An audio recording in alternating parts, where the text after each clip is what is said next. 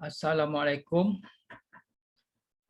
Jumpa lagi kita pada hari ini. Hari ini saya hanya ingin nak berkongsi kenapa kita perlu ambil perlindungan takaful.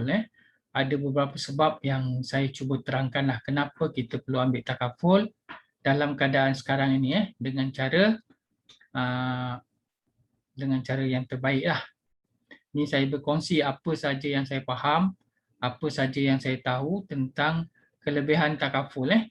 Sekejap saya buka saya punya slide share.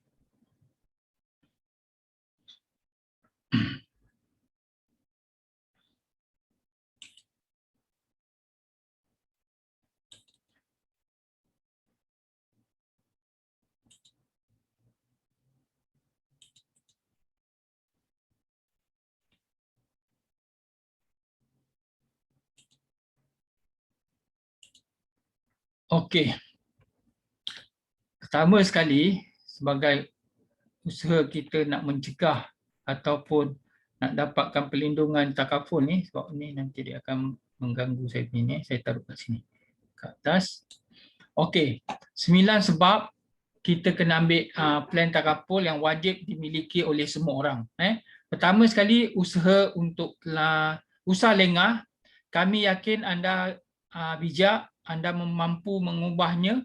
Jom saya kongsi apa itu sebab-sebab yang kita perlu ambil, kenapa sebab kita kena ambil plan takaful. Yang pertama sekali, sekarang ni bil perubatan memang terlalu tinggi.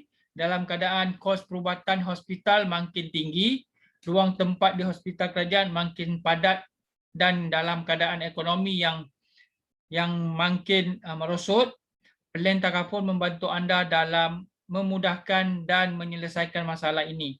Dapatkan rawatan ketika anda sakit dalam keadaan selesa dan maksimal. Ini sebab yang pertama. Sebab yang kedua, kita perlukan perlindungan takaful adalah melindungi kita dari penyakit kritikal dan lumpuh. Jika anda mengalami penyakit kritikal ataupun lumpuh, kemungkinan keuangan anda akan terganggu secara mendadak.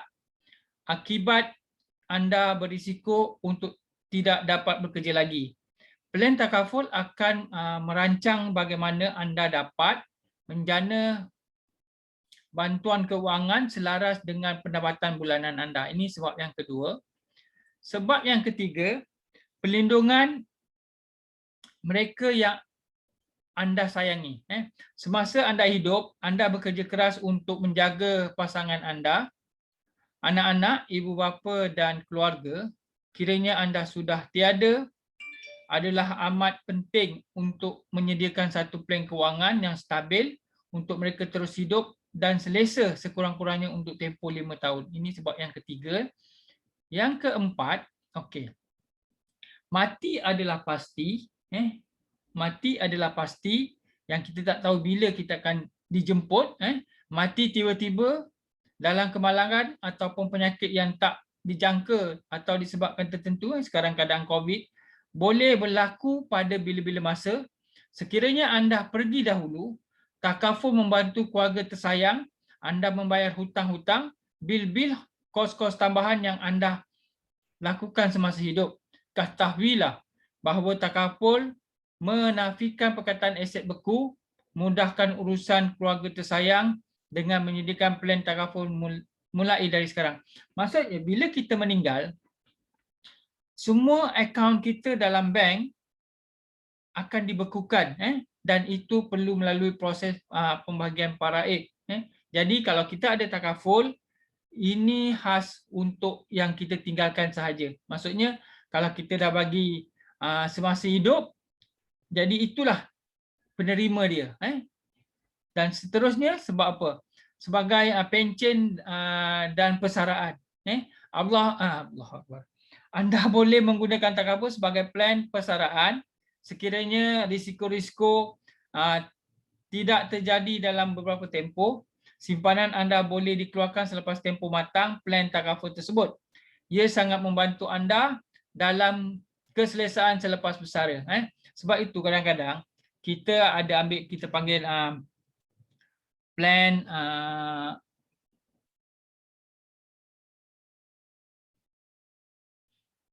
plan untuk persaraan lah untuk persaraan kita. Dan seterusnya perlindungan untuk bisnes. Okey, ni kita panggil key man policy Biasanya untuk orang yang berniaga, plan takaful bukan saja untuk individu, ia boleh melindungi perniagaan daripada kerugian keuangan, liability atau ketidakstabilan dalam kes kematian seorang pemilik perniagaan atau rakan kongsi. Sama ada plan takaful yang diambil berjangka masa pendek maupun untuk jangka panjang, ia tetap sangat bernilai untuk sebuah bisnes yang telah anda usahakan dengan penuh kerja keras. Kat sini kita panggil key man policy ni. Contohlah, kita buat perniagaan dengan perkongsian. Yang mana dengan perkongsian itu, biasanya kita mungkin 50%, 50%. Tapi bila kita meninggal, share yang 50% itu mesti nak jatuh pada isteri ataupun waris dia.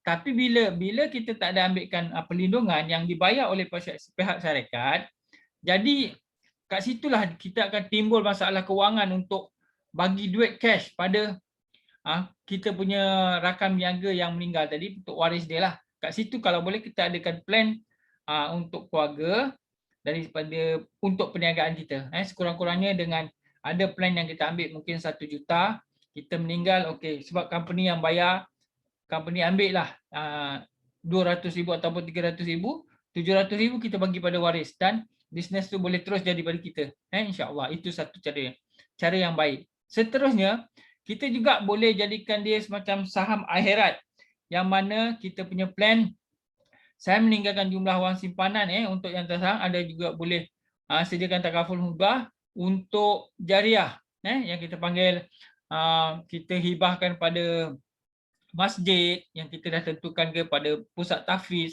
Kita boleh gunakan ia sebagai saham akhirat untuk anak yatim dan sebagainya. Bila kita tak ada, duit takaful tadi akan disalurkan terus kepada badan-badan yang telah kita pilih untuk menerima kita punya hibah tu.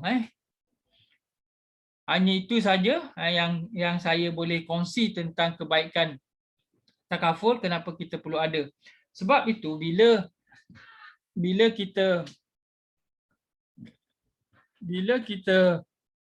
berkongsi tentang kebaikan takaful pada semua orang, macam yang saya suka bercerita pasal plan takaful yang paling kecil lah, yang mungkin kita boleh bagi hibah kasih dengan perbelanjaan yang murah. Kalau umur bawah 30 dengan RM40 sebulan, ada 50,000 nilai perlindungan disebabkan kematian biasa. Kalau kematian disebabkan kemalangan, dia akan jadi double, jadi 100.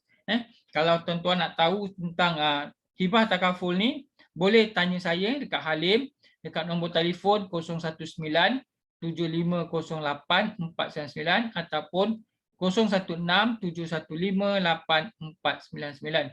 Semoga